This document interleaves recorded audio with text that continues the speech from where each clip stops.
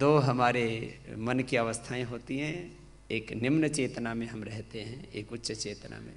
जब निम्न चेतना में रहते हैं तो सब चीज़ें दिखती हैं भिन्न भिन्न रूपों में, अलग अलग इकाइयों के रूप में। और जब उच्च चेतना में रहते हैं तो हर व्यष्टि में भी उस समष्टि का व्यापक रूप दिखाई देता है।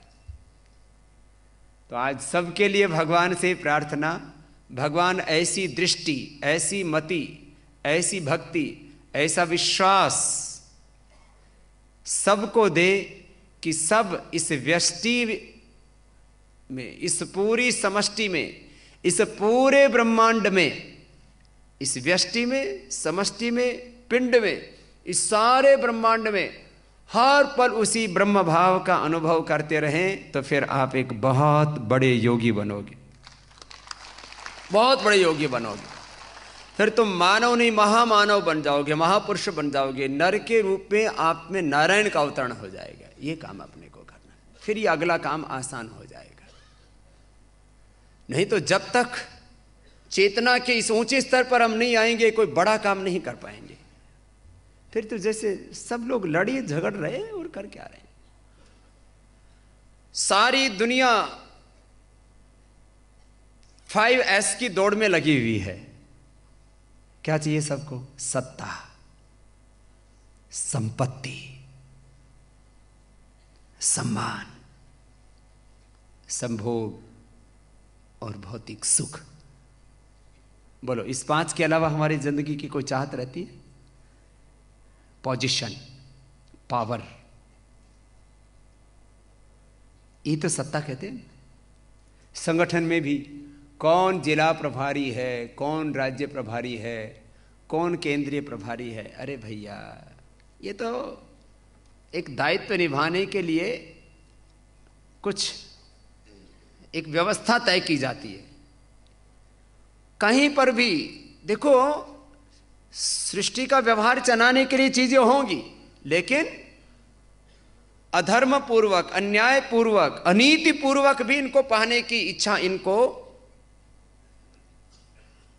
प्राप्त करने की इच्छा लोगों में बनी रहती है। सत्ता, संपत्ति, पावर एंड प्रॉस्पेरिटी, एम्पायर। बस लोगों में पागलपन हो रखा है। मैंने पूछा बहुत से लोगों से, कितनी संपत्ति है? बोले बाबा जी 10,000 करोड़। दूसरे से पूछा कितनी है? बोले 20,000 करोड़। तीसरे से पूछा कितनी है? 50,000 करोड़। चौथे से पूछा कितनी है? बोले बाबा जी 5 लाख करोड़। कितनी? आप लोगों को तो 5 लाख भी गिनने में मुश्किल आती है। 5 लाख की बात नहीं कर रहा, 5 करोड़ नहीं, 5 लाख करोड़। मैंने पूछा नींद आती है? बोले बाबा जी वही तो नहीं आती, इसलिए तो आपके पास आए।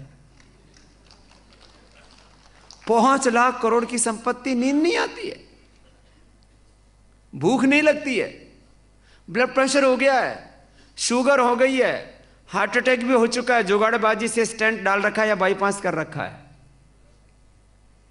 भाई अल्टीमेट गोल क्या है लाइफ का?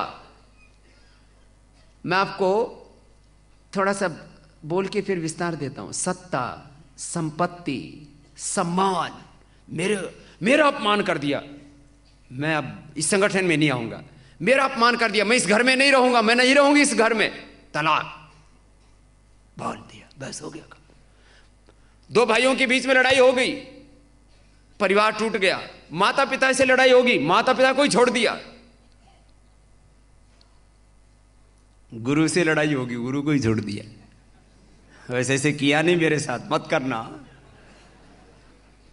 सत्ता, संपत्ति, सम्मान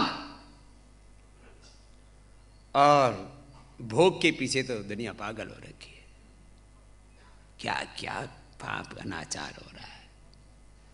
धर्मपूर्वक, न्यायपूर्वक, ईश्वरीय व्यवस्था के अनुरूप पति पत्नी का व्यवहार, ये तो इससे तो चल रहा है संसार। बाकी पता नहीं कैसे कैसे लोग हो गए पागलों की तरह।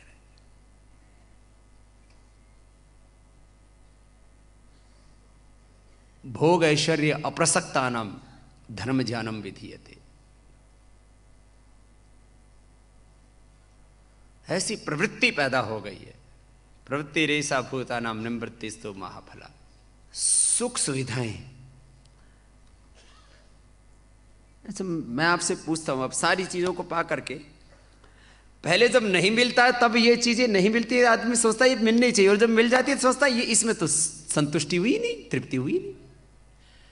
मैंने गांव के सरपंच की चुनाव से लेकर के और प्रधानमंत्री का जो चुनाव लड़ने वाले हैं, जो बन चुके हैं और जो बनना चाहते हैं, उन सबसे पूछा है, भैया बनने से पहले कैसा लग रहा? बोले बाबा जी मेरे लाइफ का एक एम्बिशन है, डिजायर है, मैं जो प्रधानमंत्री बनना है।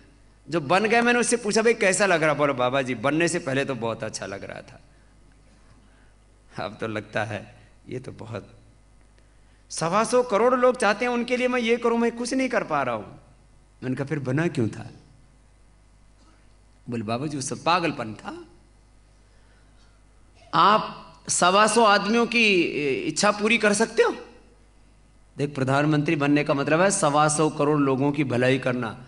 125 करोड़ लोगों की कोई भलाई कर सकता है तो प्रधानमंत्री बनने की सोचे, नहीं तो अपना कल्याण कर ले, वो भी बात है।